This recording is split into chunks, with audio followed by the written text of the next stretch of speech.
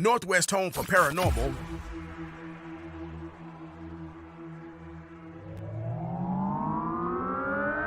you're listening to U.S. Phenomenon with your host, Mario Magana.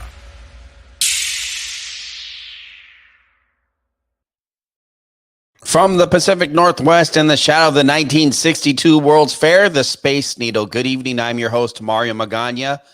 This is U.S. Phenomenon. You can be a part of the show by texting the studio hotline at 775-990-5151. Tonight, you can be a subscriber to our podcast and TV stream. Just go to my website, onairmario.com, to subscribe to our podcast, or wherever you download your favorite podcasting. Just go and search U.S. Phenomenon. I'd like to take a quick moment to welcome our new affiliate, North Beach Community TV, to the U.S.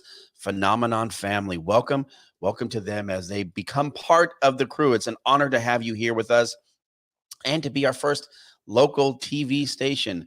Join us coming February 20th. Psychic Chris Dufresne will be joining us for free readings. If you want to be a part of that and you haven't had an opportunity to see Chris or meet him, people are like, who is Chris Dufresne? His mom is the psychic Sylvia Brown, the late Sylvia Brown. So if you remember her, he is just as good as she is. You can have a free reading. Go to my website, onairmario.com, to register. Space is limited because this thing will fill out quick, just like our Sasquatch conference. It'll be here today, gone tomorrow. Everything will be streamed live. You'll be able to be a part of it and get a free reading from Chris. Do you believe in ghosts? Do you feel their presence in the dark of the night? Perhaps you've heard strange whispers, the still of an empty room. Our guest, paranormal veteran Ross, focuses on his attentions on the physical aspect of the ghost. Chad Goodwin, an inventor and scientist, collects the evidence from their test subjects who are naked. Stay with me now, because the most important place they go are where the most haunted and supernatural contacts may be. Before we get to that, let's take a watch or listen to this piece right here from them and their TV show, ParaSense. Here we go. Come touch me. Touch, one of the five senses we can't live without. It helps guide us through our lives. Touch gives us warmth and comfort, as well as pain and suffering. But what about those stories of people getting touched by ghosts and spirits? People getting scratched and molested by something unseen? How is this happening? Is it real or fabricated? And if it is real, Are you trying to touch me? what could it mean? Even though science has yet been able to prove or disprove these strange encounters, through the years of patterns and consistency, shows us the phenomenon is true. I think you're on the right path. I think you're at kind of a precipice where you can clearly show that humans have an experience that has an objective piece to it, which at the very least should get other scientists interested in looking at that question. My whole research process is trying to bring in a more scientific basis. People need to understand that this is not just your bells and whistles that you see on ghost hunting shows. This is real science. I'm going to really do my best to try to find information and data that suggests that this is a real thing that we're looking for. It was here in D Block that changed everything for me and for Nick. Great deal.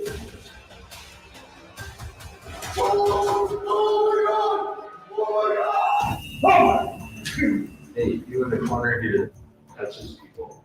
You around here?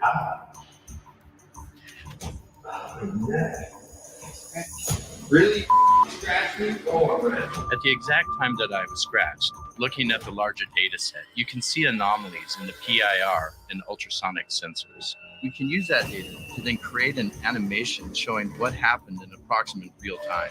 So it looks like whatever it was moved toward me and then away very quickly. When dealing with the paranormal, you have to be prepared for just about anything when the spirits are truly the ones in charge. The question is, how does the body perceive these experiences? What are the cause and effects of when this happens? And most of all, How do you prove these intimate encounters? For the first time in history, our journey into this untapped realm has only just begun. It is my pleasure to welcome Chad and Ross to US Phenomenon. Guys, welcome to the show, man. Well, thanks for having us. Yeah, thanks for having us. Man, it's been too long, but it's also back then when we first had you guys come on the show, it was way different because we couldn't really talk about any of this stuff that you guys had been doing or had done, but could only give limited pieces. So let's break down everything that you guys have done. Let's talk about what's coming up with you guys, like everything that you guys are doing with your guys' TV show now, what you've done, and what's to come that you are able to share. Well, one of the things is it has been out to the public now. You can watch our first documentary on Amazon, Apple TV, YouTube. It's out there in many streaming outlets, and you can also buy it on DVD through Amazon as well. So we're really excited about that. We're finally able to get our research out to the audience, and they can see what we've been doing because, I've been doing this for, going on 7 years now. Just trying to validate these and physical encounters that people claim that they have. And so thanks to Chad, joining the team, we've been able to now further that research and try to build more credibility to this, because one of the things that, we're trying to reach out to the audience is that, this is not, just naked ghost hunting. We are really trying to build more credibility to what people claim when they have these physical encounters. So I think, that's been one of our biggest challenges, is letting people know that if you are familiar with a lot of the shows that you watch when it pertains to ghost hunting, this is not it. We've got some amazing things that happen, some jump scares, type of thing, but this is real research. And we are trying to get it out there and let people know that there is some credibility to what people claim when they're being physically touched.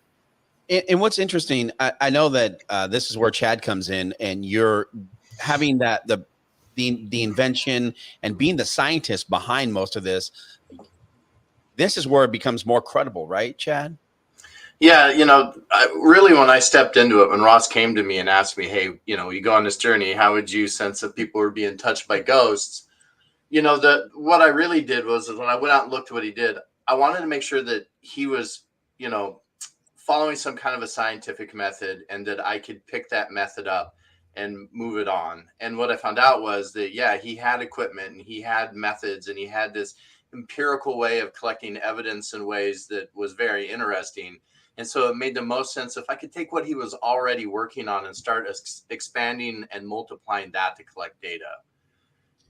And when everyone says, why naked?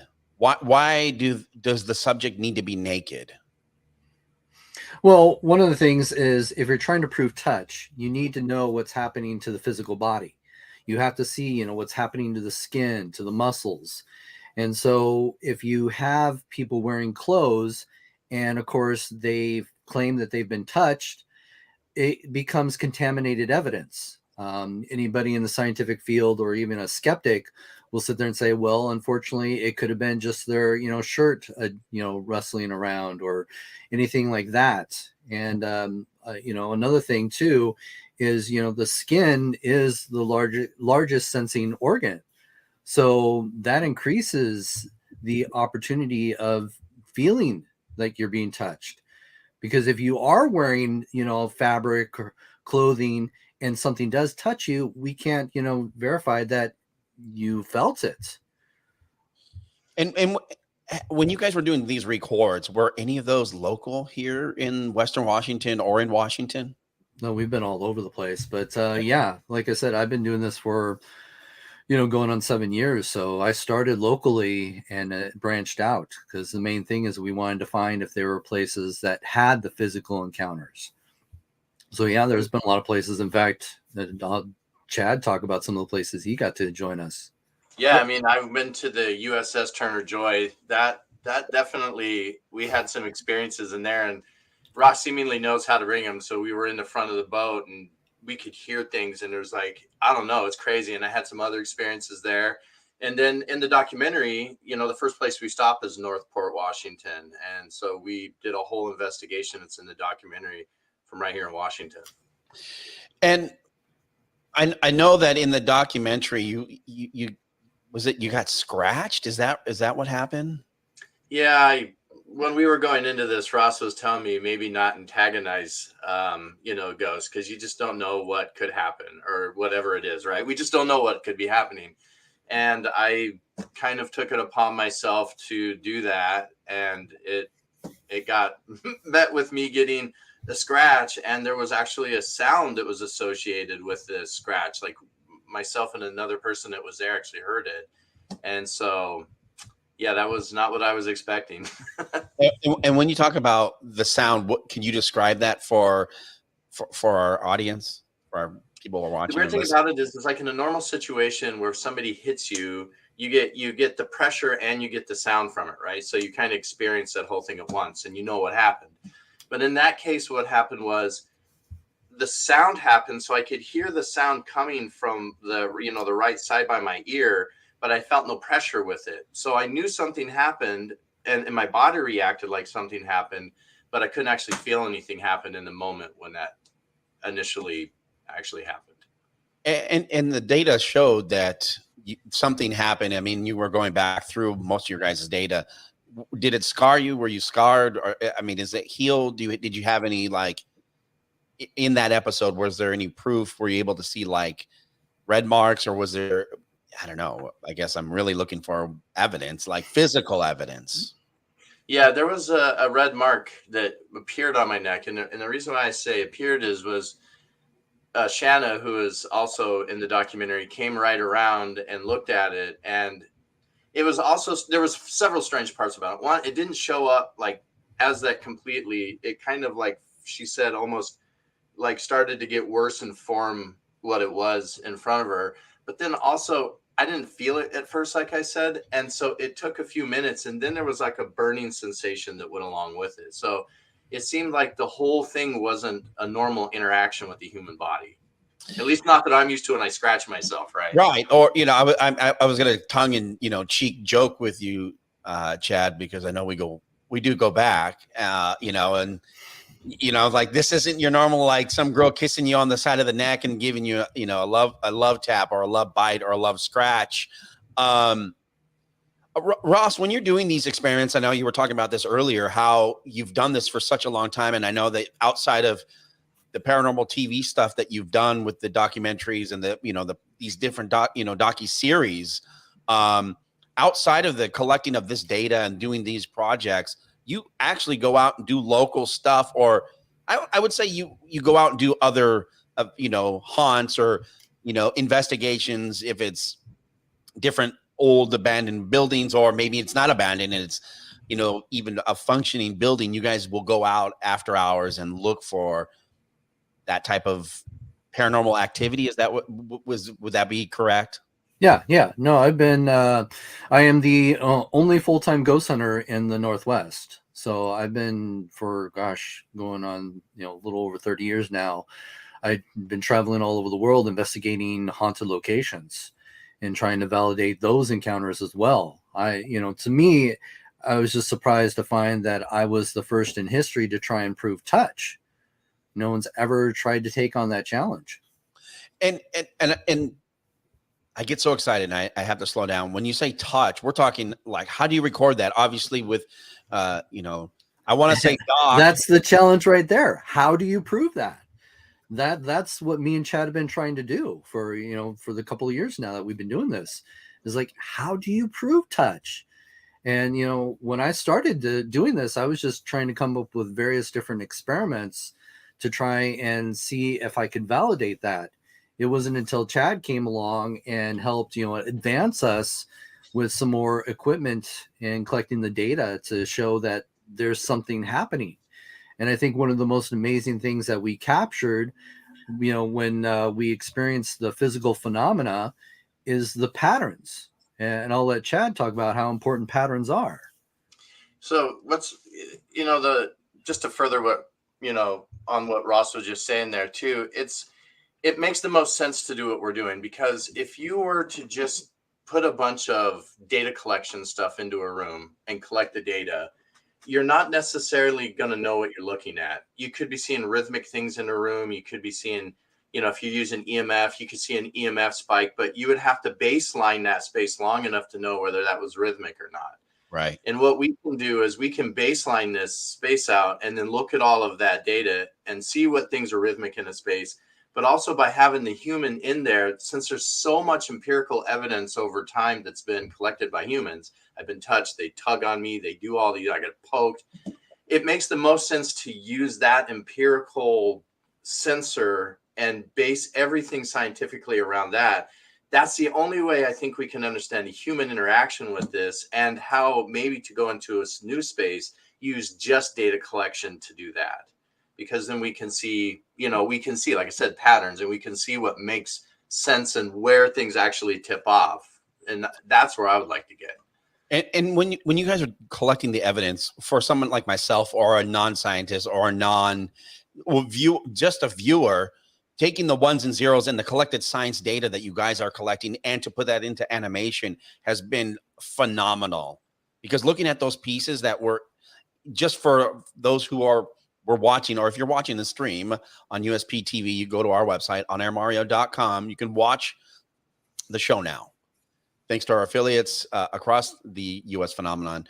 But when we talk about that animation is so key for someone who may be just a nonchalant average watcher or viewer, to be able to see that, and then it puts it together, from soup to nuts, to be able to have that type of see me, feel me, touch me, because we live in that society and some people just don't work in the worlds of ones and zeros and collected data. So congrats to you guys on that piece, because that animation is huge, to be able to watch what you guys are doing with that collected data and then transpose that into the animation there.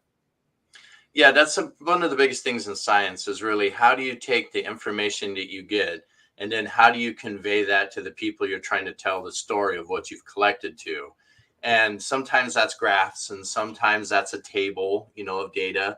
But in this case, there was really only one way to do it, and that was to try to take the data and then make it into something that we could say, hey, we know that happened, and we know something came at it. This is what it could have looked like.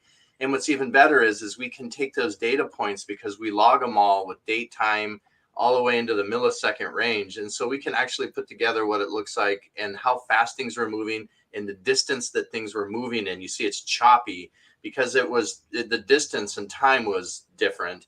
And that's how we can make it so people can actually experience it with us on what we think was happening. And, that's another big challenge that we faced, is because a lot of these television shows, they claim that they're trying to be scientific in their approach, and they really aren't.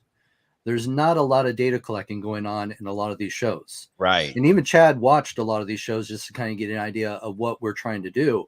And I forewarned him. I said, this is not what we're trying to do, what we see on TV. And so trying to make science entertaining for the audience as well is one of those challenges that we face. Is, what can we do to help them understand how important this data is? And Chad did the animation, and kudos to him for doing that. It was, I agree on some of the stuff that we're seeing that's more mainstream on this. One episode of a show, they put like an iPad right on a countertop and sat in a chair, and they were like, okay, touch it. And if something interacted with it, it would go off.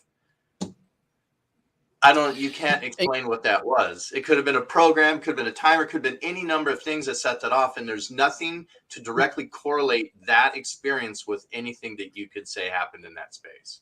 And that's one of the biggest problems we have in the paranormal field, is most ghost hunting shows and ghost hunters alone out there, investigating the paranormal, are dependent on these spontaneous things that happen in a haunted location, whether that's just a sound or whether that's, a spike on their EMF detectors. And they want to say, oh, that's paranormal, it's a ghost. But that doesn't really prove anything. It's exciting when you're in the moments, but, like Chad said, we need more. we need to be able to validate these experiences. We need to challenge ourselves as paranormal investigators. And a lot of people aren't willing to do that, or they don't know how to do that. And so that's why, we're trying to break the mold when it comes to ghost hunting. Well, I mean, some of the. Oh, sorry, Mario. That's also that we just don't have the capability. Some people don't have the capability to actually create this instrumentation. That's where things come from. So you buy it from somebody and they have whatever their thing is, and you're limited to that. That's kind of where I think the convergence happens. Mm-hmm. It's interesting because you're trying to get that "I got you" moment, and especially in TV production. For those who, I mean, it's not sexy. That's a lot of time, a lot of digital film that has to be edited. You're trying to get an aha moment in regards to collecting the data, and it's the pressure of whatever you might be doing. I think that in your guys's be able to have someone like a Chad who is a scientist, where you're not purchasing the gear and it's customized for what you guys are looking for, but it's working for you guys. And that speaks volumes across all platforms, especially in the paranormal world, where you guys are able to say, look, man, we got science behind us now. Because everyone's going to say, oh, hey, maybe. But now we're talking about hard evidence. I mean, you guys are recording it. You're seeing this. And to have the, again, like I said, the touch me, feel me, see me aspect to this is a game changer for you guys. I just, congratulations on that part. Not trying to sit here and, suck up, but just good kudos on your guys' team to be able to put this together in a fashion where the average listener, viewer has the opportunity to understand what you're trying to do versus we're doing a TV show here and we're going to script it as much as we possibly can. And yes, I'm sure some of that has to happen for them because they don't have the ability to, I mean, it's the same thing as like a Bigfoot hunter or a cryptid. They're going out, they're like, okay, we'll see these, whatever, maybe we see this nest or a footprint or, broken branches or things upside down of whatever, rocks stacked. But was that filmed? Was that, set up? How does that play out in those worlds? So to be able to back it with science is huge. Well, another thing, one of the other things that we did that was really good too is if you see in the, when you watch the documentary, we talked to Lloyd Auerbach, and we took him out with us on one of our investigations because to me, when Ross brought up that we had that opportunity, I wanted to make sure that somebody else that was known and has been doing this and working through this type of stuff for some time to see our method and agree that the scientific method and how we're applying it is correct. And I've also been really lucky to be able to have contact with Barry Taff as well, who is, was part of the Entity case back in the day. And Ross knows all that. And talk to him about it and give him some of the stuff and have him, who's kind of a, he doesn't really believe in ghost hunting, say, wow, you guys are applying this method and you are getting things, that was also, it was third-party scientists that are in the field as well that help. And to touch more on that, as I was going to say, is we have to be as transparent as possible. And that's our goal. We want everybody to see all the data. You probably don't want to look at the millions upon millions of data points that Chad collected, but we're willing to share it to the audience. If you want to see it, let us know. We want to put the experiments up there to the public, from point A to point B. Because I know when you watch a lot of the documentaries, you're seeing an edited portion of it.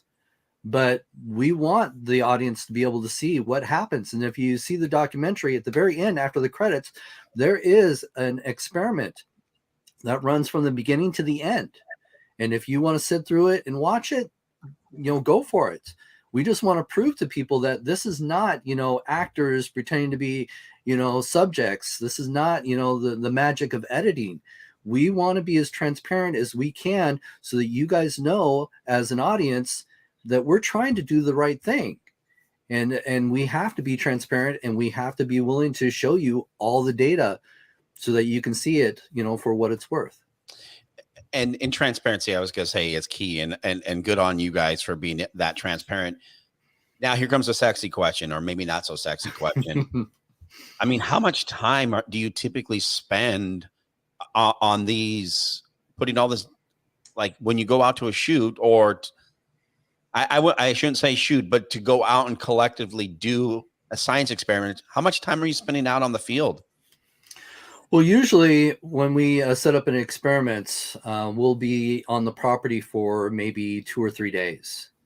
Because one of the biggest challenges we also have in the paranormal field, anybody that's been involved, it's all about being at the right place at the right time.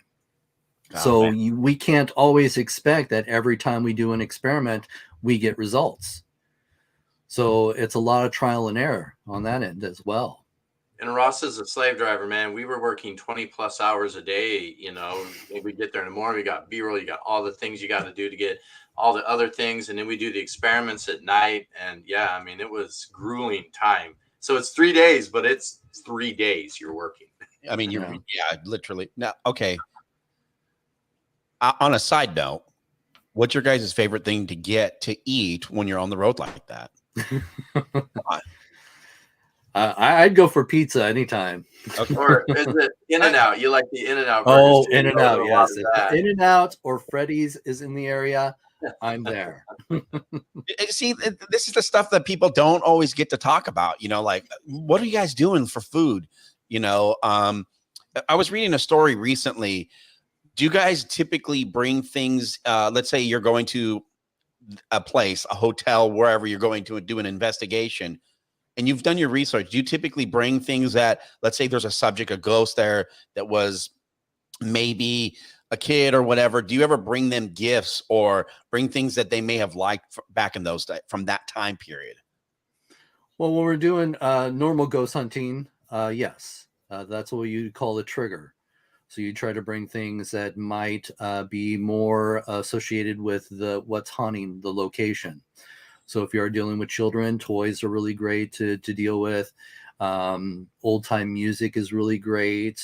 So yeah, it's definitely good. I know when I've investigated like the Turner Joy or the USS Hornet, we'll dress up in naval uniforms, especially naval uniforms for the time when the ships were active. Okay. And sometimes that can trigger some phenomena as well. And have you spent any time at the old mortuary in Seattle? So which one are you talking? The one in Georgetown? No, Kells. No, Kells. Oh, Kells. Yes. In fact, I was one of the first teams to ever investigate that place. And so it's been told, I guess, recently that there's now something on level 1, the main, if you're on the First Avenue side, which is the second level. But for those who have not seen or watched the old show, go back and search, you know, ghost hunts in Seattle. It's on one of my podcasts from back in the day. What's her name? Mercedes Yager. She was a guest on. So, but I guess there's someone now that entertains that space now, and I heard that was where the most haunts were at, was on level 2 on the First Avenue side. All right. That was one of the weird stories when I initially investigated it. It used to be a restaurant known as Avenue 1. And so we actually investigated that a few times. And then, of course, it closed down and another place opened up. And I think that closed down and another place opened up. So it had this history of businesses not being able to be successful in that location, even though it was prime real estate. There was a lot of struggles, and they kind of blamed it on possible paranormal activity as to why businesses couldn't survive in that location. And so it sat vacant for, gosh, I think a good, 10, 15 years before they finally renovated it. And now it's offices. And I have heard the stories that there have been people experiencing stuff on that. So there has been phenomena on that first level, on the First Avenue level, as well as the upstairs area too. So there's been activity reported on that location for quite some time. And before we start talking about, you guys are going to do a second series, right? A second season, or of your ParaSense? Yeah. This is a docuseries. So we are continuing to do the research because, we still need more data. we don't have enough data to tell you exactly what it is, but we can definitely validate there's some weird things happening when people have these encounters. So there is definitely some more. I've got well over 100 experiments that I've, jot down that I want to try. And I know Chad's got some great ideas he wants to add to it. So yeah, there's still a lot more. And in the next ParaSense, we're going to add some new equipment, because part of the method is also to look at what works and what doesn't work. We found that some of these proximity sensors are working, so we've added more stuff, better, newer technology stuff, and so you'll see us add and take stuff away as we go as well. Is any of the new stuff, can you talk about any of the locations? Are they, any of them, I guess in generalities, are any of them going to be around Western Washington? Yes. Now I can't guarantee what's going to make it to the actual final edits. For sure. But we tend to focus our attention on more local places because we have easier access to those places. It's a lot bigger expense and harder to schedule when we have to do bigger trips. We definitely want to, because one of the things is, you got to find that prime location where the physical phenomena is happening. So I'm constantly got my ear to the wall trying to find the great locations that we can get into. So I know we have filmed the first segments of what we want to add to the next documentary. But again, it just depends on what happens next. And then in the second part as to what we capture, as to what gets put together and how we tell the story. Because that was a big challenge for us, because when I first started doing all this research, I wasn't thinking about putting together a documentary. I was just trying to collect the data to validate these experiences. And then when we had, over, 6 years of footage, and then when Chad comes in, we have more footage, it got to be a challenge is how do we tell our story? So we do consider this one our origin story. And as we move forward, we'll focus more on the experiments and the data and the technology. Well, because what makes it so difficult, I mean, from a production standpoint, you guys are scientists, and you guys have, and you're you've been a part of the paranormal community for such a long time, Ross, to then put your mindset into making sure that you're capturing what you need, B-roll, for those that don't know that, like side pictures and stuff of the gear, and maybe the banter of like 2-on-2, not actually for voiceover work, and all this extra production stuff that you guys have to go through to tell the story correctly. I think that really changes the product, and I think you guys will continue to put out an amazing product. And for those who haven't had a chance to watch ParaSense, they can see it all over. They can download it as the docu-series. And where can they find it? On Apple, I believe, is one of the Apple TV. Apple, Amazon, YouTube. Yeah, it's out there. There's quite a few outlets that have been playing it now. Google, it's everywhere. Yeah. Let's talk about before I want to get into the next stuff, but what was your guys' favorite experiment from the series, from the docu-series? Chad or Ross? Well, I think mine was obviously where I got scratched. I mean, that was a pretty big moment, and we experienced so much stuff. Well, I guess Ross is used to it, but I wasn't. And, after I got out of there, man, it took me a little bit to get over that whole idea that I got scratched. And then I do an experiment in the documentary right after that, because that was kind of a side thing that was just happening. It wasn't even an experiment when I got scratched, but the cameras were rolling. And then after that, when I did my actual experiment in that space, it was weird, because in the moment things are happening, you just feel uncomfortable. But then when I went back and I hear myself speak, and there's a moment where I got pressure and I could actually hear the words getting squeezed from me, it was just like, wow, that was like, when I came home, I was messed up. But that was my favorite one where I got scratched. Okay. For me, it's tough, because I've done a lot of experiments, some that haven't made it to the public's eye yet. But I think one of my favorites that we are going to go into more detail in the next one is the puppet. And that is where we take elastic string and we attach it to the more sensitive parts of the physical body. So, like the wrist, we've done the nipples, the back of the neck, various parts of the body where they seem to be more sensitive. And then you take that and you stretch it out to other parts of the room. So what my thought was, you're kind of extending the nervous system.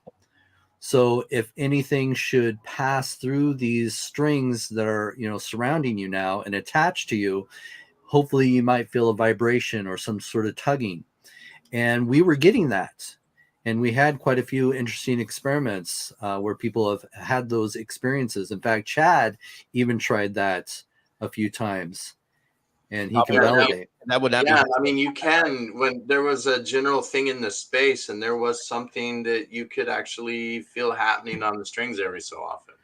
So what makes our docuseries a little more interesting is we are taking these experiments that I come up with and applying the challenge to Chad and say, Chad, okay, now how can we collect data from this? And so that's what we're excited about is, Chad now has this new challenge. It's like, okay, what can we do to validate that there is something happening when these strings are being vibrated or tugged on? And so that's where the audience gets to join us on that adventure, where we take these experiments that we've teased you in the last one, and now we're going to take it further. Chad has to try and validate these, experiences that people are having. So that's what makes it exciting for both of us. I get to come up with these great experiments. Chad gets to try and validate what's happening during the experiment. Our guest, I feel like I have the harder end of that stick there, Ross. Our guest tonight, Chad and Ross from ParaSense, because people are like, what are you talking about? Nipples and strings. And so if you're just joining us, this is not stuff like this is a paranormal radio show or TV show. So they're talking about their experiments that they're doing. So if you're just joining us, welcome. Thank you for being a part and jumping on. But if you missed any of it, you can go back and watch it. All available on onairmario.com. Just click on USP TV. You can watch the stream for free. Everything's for free on US Phenomenon. All right. It's easier to go to just onairmario.com. It takes you straight to US Phenomenon. Now, if this is going to be your most favorite experiment, I know that you guys go, well, I know, Ross, you go out and you do these different ghost hunting ventures on your own. And I know you're going to do one locally. Now, if someone like myself or someone wanted to go, where would you tell them, where can they find you at? Or if they'd like to join, because I know you have some stuff coming up here soon. Well, I always encourage people to check me out on Facebook. That seems to be the one social media that I tend to be a little more active on. So Ross Allison Ghost Hunter is where you can always find me. And I usually post a lot of stuff that we're working on, trips that I'm going on, any live video that I'm doing. So that's always a great place. If you want to see any of my books, you can also, go to Amazon and find a lot of my books that I've published as well. So there's a lot of outlets where you can find me. You just type in Ross Allison Ghost Hunter and you'll find me. Chad, what patents are you working on now for the paranormal world that you're able to share without giving away too much information? We're working on more stuff and instrumentation around looking at the space. And now, if you can imagine, we're trying to sense the space between the spaces. And so we've kind of gone away from just around the person directly. And now I'm working on technologies and looking to apply technologies that can look further through the spaces. Do you guys feel walls and stuff? Do you guys feel that with, I know recently I read a story about a lot of paranormal activity on airplanes on the closed circuit PA system has been reported recently. I'm not sure if you've seen or heard about this, something that we did a US Phenomenon Paranormal Story of the Week, where there have been reported things being said on the PA system that were not the flight attendant or the pilot. This is something that's been actively happening a lot on American Airlines. So if you guys are looking for a fun, maybe airplane situation, maybe look up those stories. I'm not sure that being in a tube like that really basks with all the surrounding noises, but I don't know, just interesting to hear. I mean, anything's possible in that. I don't know that what people are hearing could, I don't know, it could be interference from, cell phone, things of that nature too. So yeah, that whole thing. So I've been really focused. One of the other things, since you asked that earlier question, I've been really focused on thinking about this EVP, the electronic voice phenomena where you can you can record it, and in our days in audio, it starts bringing up things like you just said, like cell phones and things. And so I've been looking at this EMI quite significantly and trying to figure out if there is a way we can actually see how that voice interaction could be happening directly with the electronics.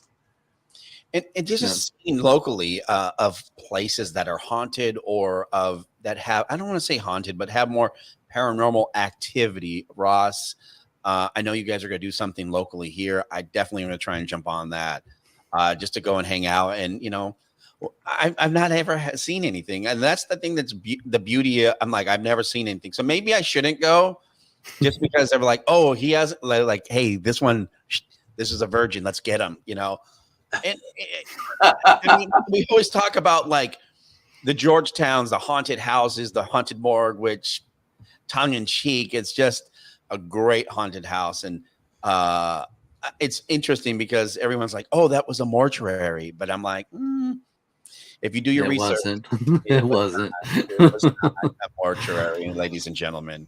I think you should come out to the Turner Joy with Ross and I and experience that. That's a good you can be a subject.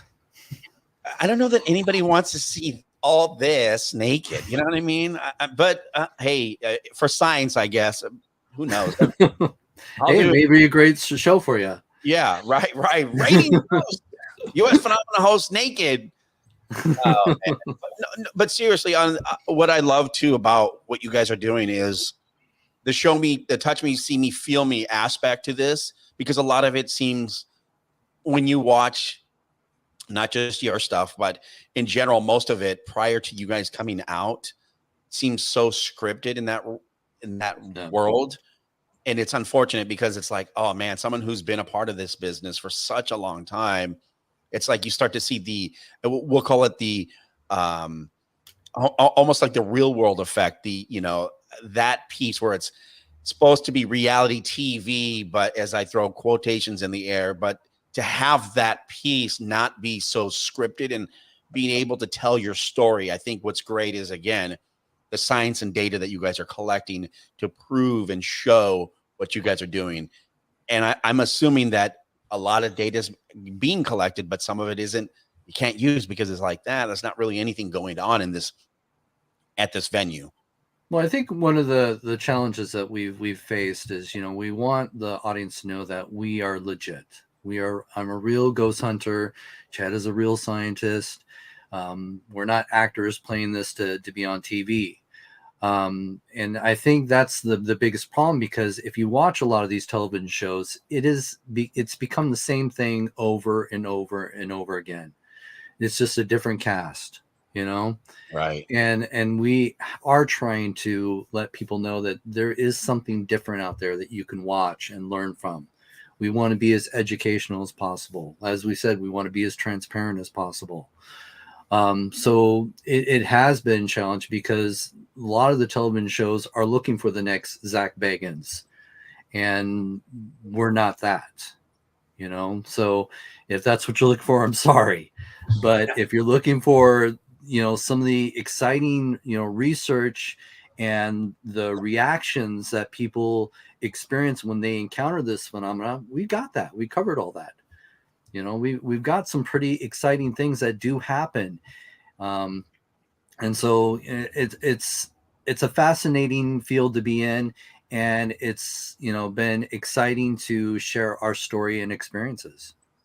I think what's good, what I like about it is it seems to me from a scientific standpoint, going into this from a new thing, is that it's endless opportunity right now to figure it out, because even in the documentary, we show other things that happen to people that we didn't capture any data on. So that means there's more ways that this phenomenon manifests than we even know yet. And so how many different ways, and then how many different of those things does it take before we can say we think we know it's something, right? So right.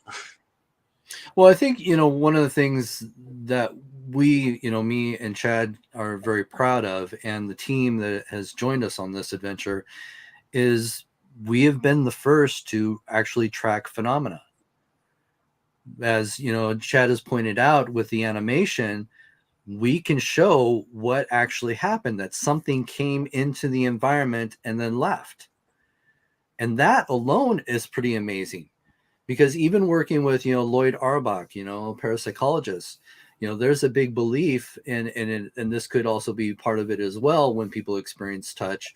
But a lot of people believed that this is something that you project from yourself and then it comes back and attacks you. And so you're actually attacking yourself through psychic phenomena. Yeah. So there's that big, belief out there. But what we've been able to prove now is that some entity came from nowhere, attacked the individual, and then left. So that right there is data that has never been collected before. So it shows that this is not something that you're projecting upon yourself. This is something that came out of nowhere and attacked you and then left. And is it always attacked, or is it visited, or is attack really the word that we need to be using when we're looking at this? Honestly, Well, I choose that because that's what happened in those cases in the data that we collected. But otherwise, it's not always negative. People have had a lot of positive experiences when it comes to a physical encounter with a spirit, shall we say. Yeah. Have you done anything? I guess I always ask this. Well, I don't know that I asked this, but I think my curiosity, someone who's been from the Northwest, has lived here my whole life. The Cobain effect. Has anyone done anything around that home, around his place? Has anyone been able to do any? Is that a place that you guys would be interested in looking at? The Kurt Cobain? Yeah. Yeah. In fact, I investigated a couple locations. I investigated his childhood home. You got to check that out. And so there was interesting phenomena around that. They wanted to claim that it was Kurt Cobain haunting the house. I don't know. I didn't get any information that can validate that. And then we also investigated the supposed bench, where the stories were that he hung out at the bench right outside of his home where he had committed suicide. So there have been stories that people claim that they see him around that bench area. So yes, there has been some interesting things. And it's an interesting case alone. I know there's a lot of stories, whether it was suicide or whether it was murder. No one knows for certain. But the situation is, it was a very sudden and unexpected death, and that alone could easily trigger a haunting. Even if it was suicide, there's always regret. Sometimes there's a lot of stories out there where somebody does commit suicide and they choose to haunt because they're living in the afterlife in regret, that they wish they hadn't done that. They were just in a very, very dark and, sad part of their life. So that could easily be a haunting. Or if it was murder, maybe they're haunting because they want somebody to know the truth of what happened to them. Right. Especially something so unexpected like that, to be abruptly gone here today, gone tomorrow. I mean, it could happen. Right. That case always interests me, and I find so many interesting articles about the Cobain case in regards to, was it apparent suicide? I personally, if I was to give my own opinion about it, I think that the Seattle police probably did not do a full correct investigation, because they claimed him as a drug junkie. So on that piece, I think a lot of it's just swept under the rug. Okay, apparent suicide, boom, boom, boom, boom, we're done. And so, I mean, there's so much evidence out there. Hopefully somebody will be able to tell the correct story. And if it was suicide, then it was suicide. But if it was something else, people want to know about that as well. All right. So you guys are going to do a second series. You're going to do a second season. You want a series or season? What would it be? Docu-series? I guess that's in addition to the series. Yeah, in addition to the series. Like I said, we're not done. I follow Chad's lead when he, I get excited and it's like, oh my God, this is amazing. We got this. And he's like, whoa, Ross, we need more data. We need more data. Right. So I have to follow his lead on that. So yes, we definitely, I agree. We need more data to have a better understanding of what it is. Like I said, we've been grateful in the fact that we've now been able to track the phenomena. We've also been grateful for the fact that we can show patterns, which, check and validate is very important in the scientific field. So, just a little bit of that information helps us to further the research. And I know he's got a lot of great ideas, and I'm excited to see what he comes up with as much as he's excited to see what I come up with. So we make a great team there. Yeah. How much filming have you done already for the second part of the docuseries? We did, I think 3 days in an abandoned hospital. So that was pretty cool. And a brothel. That's right. There was a brothel involved in that too. And that was all here in Washington. So yeah, there's an old brothel in Washington. Yes, there is. There's a few. Okay. Interesting. It did happen in Washington too, just so you know. Right. I'm like, wait, that was a thing. It was a thing. Yeah. I think it still is on Aurora. It is, yeah. Right. For those, right. There's so much when you guys talk about these, putting this stuff together. When can people expect to see the second part of the docuseries, the next part? Are we talking a year from now? Are we talking 6 months? No, I would probably maybe 6 months. It does take time after collecting the data to put the story together, and then the editing. The editing is probably the most grueling part of it all, trying to put it all together. So that usually takes a lot of time. What, Chad, if you had one piece that you could say, I know that you and I go way back to our radio days. Did you ever think you'd be a wild scientist? I mean, I want to call you Doc Brown, but because of the tongue in cheek with the Back to the Future stuff, because I know we're the same. All of us here are roughly around the same age. What made you want to be? He does have a patent for the flux capacitor. I do have a patent for a working flux capacitor. see, that's another show we have to do. I'm interested. Time travel, right? Time travels, really. But did you think you'd be a wild scientist? No, when I exited radio, or radio exited me, I don't know which one it was, but that's how it works in radio. I knew I wanted to do something with the skills that I had been putting together over time. And so when I went back to school after that, I thought I was going to go into electronics and do something. And then nanotechnology came along, and then I did cancer research and energy storage research. And then it all just culminated into this whole thing of, I'm a scientist and I have patents, so I'm an inventor. And then, I talked with Ross. I did a radio show here in 2016. It was part of one of the LPFM stations. And that's how we ended up meeting. And then when I told him I'm a scientist, and we talked about stuff, and I teased him, and I never talked to him again. And then 3 years later, he pops up. I'm like, yeah, now I can take all these skills I've gained and apply them to what you're doing too.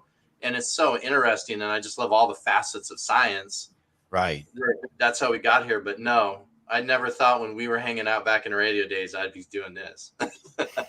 And I love how the worlds really cross paths. And it's just I feel very blessed to had an opportunity to work with each other, but to, again, then sit down with you over time and watch how we've all evolved and grown and really done our own thing and take these different paths and look at the two of you who had worked together, worked on these different projects together in regards to broadcasting. And then all of a sudden you stacked your chips, he stacked his, and then it became one huge successful project that you guys have worked together on. And here you guys are working on the second piece of your venture. So congratulations on that.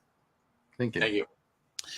As we get close to wrapping things up here, if someone had something in regards to maybe they have a haunted home, I know that Seattle, Western Washington, there's a lot of old stuff. Maybe it's not even around here, but there are old places that have had these paranormal activities, and people are afraid to share this stuff because they don't want to be labeled as some crazy individual. Where would you tell them to go to? Well, it's funny you say that people are afraid of sharing those stories. It's not really the case anymore. Back when I first started ghost hunting, this is before all the television shows, to date myself here, but you really didn't want to tell people you were a ghost hunter because you pretty much would find yourself alone at the party. But now, because of the popularity of the ghost hunting shows, you're considered a rock star if you're in the paranormal field. So finding people that are more, than happy to share their experiences is pretty common. Pretty much anybody you meet, even if they are skeptical or not sure if they believe in ghosts, they tend to have some sort of, experience in their life that they can't explain, and they go to you for answers. So I've always told people, if you're looking for outlets, if you're having experiences in your home, you can look up a ghost, which is the Advanced Ghost Hunters of Seattle, Tacoma. We are the oldest ghost hunting group in the Northwest. You can seek us out for, possible investigations. I can't always bring Chad along because he's a very busy man as well. But I'm always looking for a good haunt to investigate. And around the Pacific Northwest or anywhere, I guess, around the country, you guys are willing to go, time permitting, for your guys' investigation, I'm assuming. What's the most remote place you've been to do an investigation? Northport. Oh, wow. Northport is in the middle of nowhere, believe me. It's a tiny little town. I think it's like maybe 2-3 blocks. Seriously. So you're bringing it all in then? Yeah, so we've gone to pretty secluded, even the prison, Brushy Mountain Prison, middle of nowhere. Yeah. So you find that some of the more interesting haunts have been in places like that. And I love getting into places that are not always the most popular ghost stories that have ever been told. Sometimes the best haunts have been the ones that really haven't had a lot of people investigate them. So I think we've been pretty lucky with that. But then the prison, a lot of people investigated that place. I think we just happened to be there at the right time, right place, because that was an amazing weekend. Yeah, the whole weekend things were going on. Yeah, it was pretty crazy. I mean, crazy stuff. What about the Green River? I know that there was, you have 2 prolific serial killers, deemed in Washington, Green River Killer, and then, Ted Bundy. Mm-hmm. Have you guys done any of that, any paranormal stuff? Have you around the river or around, We have. We did an adventure out to one of the areas where bodies have been found. We didn't get anything. I know there had been a lot of stories of people seeing apparitions, walking around the areas, but a lot of those stories have not been circulating as much anymore. And I think maybe because the killers have been found. But I do know that sometimes a haunting can be tied to the place where their body hasn't been found. Because there's still a lot of victims out there that they didn't find all their bodies. So I think in a case like that, sure, I'd probably haunt a location just so that people could find my body.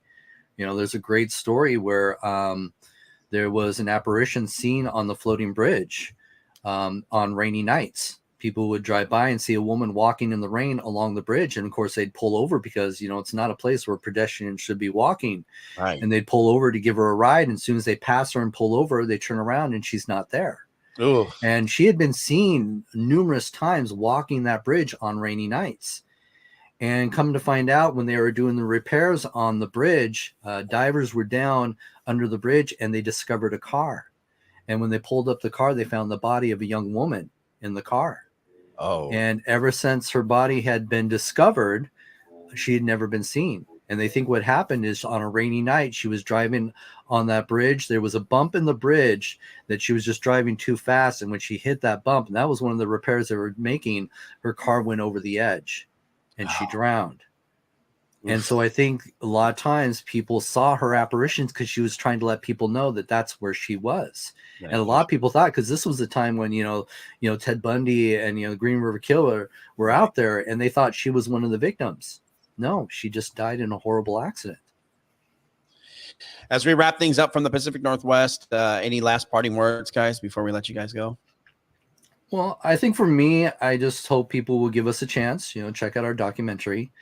And, and hopefully they'll see for what we're trying to do is, trying to bring science and more credibility to the paranormal field. And where can they find it one last time? Amazon, Apple TV, Google, YouTube, and there's a few other ones out there. We'll have a link posted. If you haven't subscribed to the podcast, do that. We'll have a link in the podcast so you can watch it as well. Chad, anything before we let you go? If there's anybody out there that has great locations and they're interested in collaborating with us and having us come work with them and set up, I would really like to talk to more people in the area and experiences and see if we can collaborate and have instrumentation running around, more than we're able to just do it ourselves. Yeah.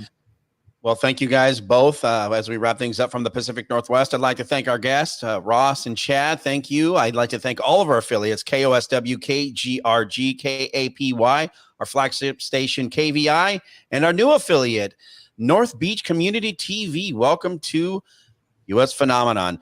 Also, if you haven't signed up for our psychic free reading, go to my website, onairmario.com to subscribe. You'll be able to hang out with our special guest, Chris Dufresne, who'll be doing personal readings as we do a full US Phenomenon psychic reading show. Go to my website, On Air Mario, to subscribe. It's going to fill up fast. I promise you that. He is a great psychic medium from the Pacific Northwest. I'd like to thank you guys again. From my entire team, Jeff Jens, Mark Christopher, Sophia Magana, and myself, Mario Magana. Be sure to look up at the sky because you never know what you might